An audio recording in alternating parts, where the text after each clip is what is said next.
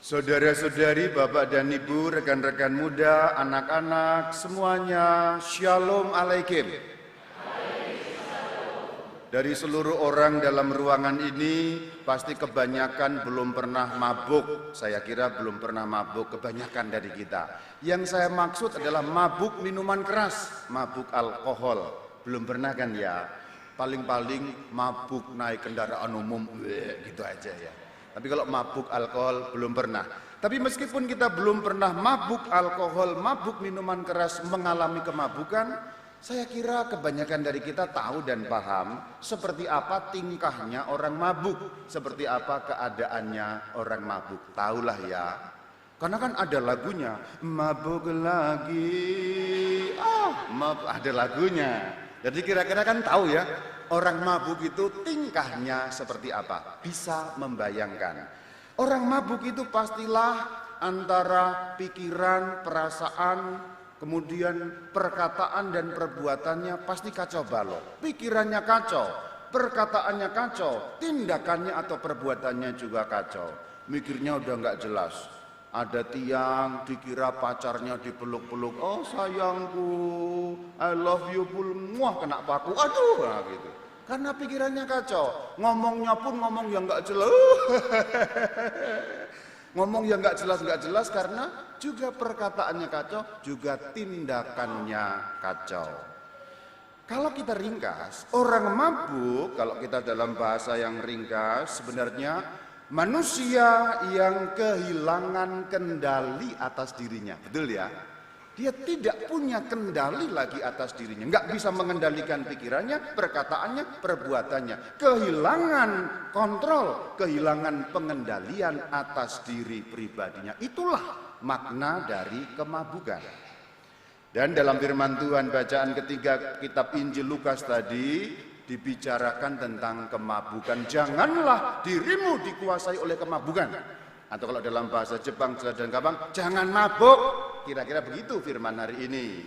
Yang diperlawankan dengan kalimat terakhir dari firman hari ini, tahan berdiri di depan Putra Manusia. Jadi ada dua hal yang diperlawankan dalam kitab Injil hari ini. Yang pertama, kemabukan, kehilangan kendali atas dirinya. Yang kedua, tahan berdiri di depan Putra Manusia. Tahan berdiri di depan Putra Manusia itu maksudnya apa? Gambarkan seperti pasukan, tentara atau polisi. Ketika siap bro, tahan berdiri, siap bos, komandan siap gitu. Bahkan kalimat sebelumnya dikatakan, jika semuanya itu terjadi, bangkitlah, berarti berdiri. Lalu ada kalimat, angkatlah kepalamu atau angkatlah mukamu. Kira-kira bagaimana? Mengangkat kepala atau mengangkat muka itu bagaimana? Ya seperti kurang lebih tentara yang siap menyambut komandannya tadi. Itulah yang dimaksud dengan berdiri, tahan di depan Putra Manusia, mengangkat kepala. Putra Manusia ingat dalam Hari Raya Kristus Raja siapa? Yesus Kristus Tuhan yang turun dari angkasa. Lalu kita dikatakan supaya tahan berdiri, bahasa gampangnya seperti pasukan yang siap menyambut komandannya. Tahan berdiri, mengangkat muka, siap, komandan datang, aku dalam keadaan siap, mampu mengendalikan diri. Berarti hari ini nasihatnya jangan mabuk. Tetapi yang dimaksudkan, saya nggak mabuk kok Rama. Nah nanti dulu. Yang dimaksudkan dalam kalimat Injil hari ini bukan mabuk dalam arti harafiah. Maka di pengantar awal tadi saya katakan, kalau mabuk dalam arti harafiah, saya kira kebanyakan dari kita memang tidak pernah mabuk gitu ya. Kecuali oknum ya ada, saya lihat beberapa muka-muka tukang mabuk matanya merah ada ya. Tapi rahasia ya, pokoknya kebanyakan kita kalau mabuk harafiah nggak ada, kebanyakan nggak. Tetapi yang dimaksudkan mabuk di sini bukan soal mabuk minuman keras, minum lalu bukan itu. Tapi ini ada satu makna yang lebih dalam. Apa tadi artinya mabuk? Mabuk kehilangan kendali atas dirinya. Itu mabuk. Berarti kalau hari ini Tuhan katakan jangan mabuk, jangan kehilangan kendali atas dirimu. Sebab setiap orang yang kehilangan kendali atas dirinya, itu mabuk. Banyak kalau artinya mabuk seperti itu. Kalau kamu pegang gadget, scroll, ngak ngak ngak ngak ngak ngak ngak 1 jam, ngak ngak ngak ngak ngak ngak 2 jam, ngak ngak ngak ngak ngak 3 jam, ngak ngak ngak ngak 4 jam, ngak ngak ngak ngak ngak 5 jam, sampai matanya merah. Itu mabuk. Itu mabuk karena kehilangan kendali atas dirinya. Kalau ibu-ibu kumpul arisan lalu mulai, oh iya ya sih itu tuh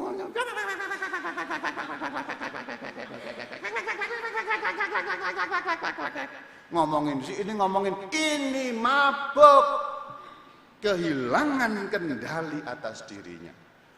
Bapak-bapak emosi jiwa pulang dari rumah sudah capek-capek, istrinya bau pulang. Istrinya marah-marah, suaminya marah-marah. Ini mabuk. Kalau kamu sudah punya pasangan hidup yang sah menikah di depan altar Tuhan, mengatakan mau hidup setia, lirik yang lain, kontak yang lain, bahkan kemudian mengadakan hubungan dengan yang lain, ini mabuk. Menggunakan harta kekayaan tidak dengan semestinya.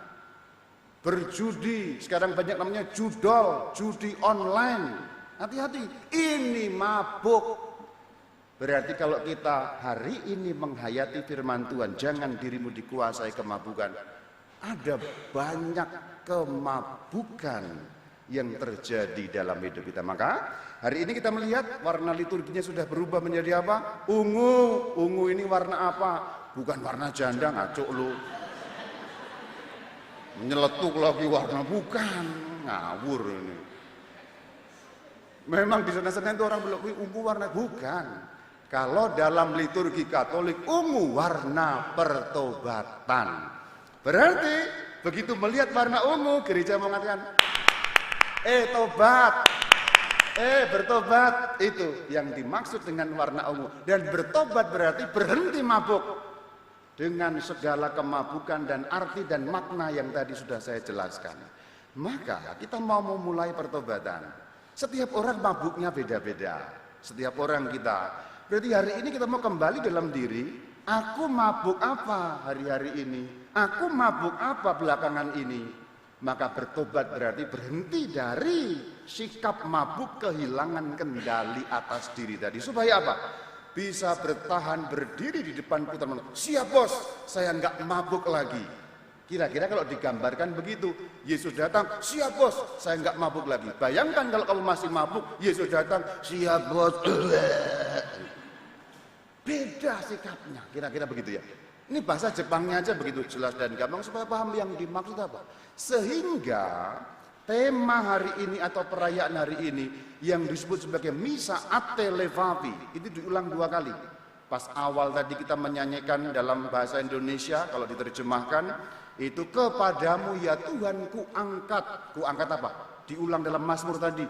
Kepadamu ya Tuhan ku angkat, apa yang diangkat? Jiwaku. Itu pertobatan. Maksudnya bagaimana Rama? Begini. Kenapa jiwa harus diangkat?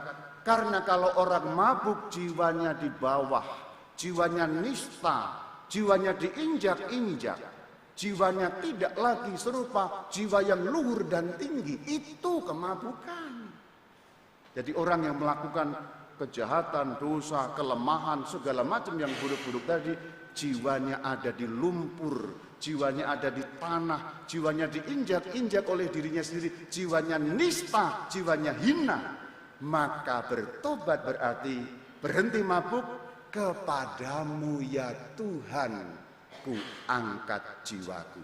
Sekarang aku mau lebih tinggi lagi ya Tuhan jiwaku dengan mulai pertobatan. Itu pesan Minggu Advent yang pertama, supaya kita tersentuh dengan pesan itu dan memulai mengangkat jiwa kepada Allah. Dengan cara apa?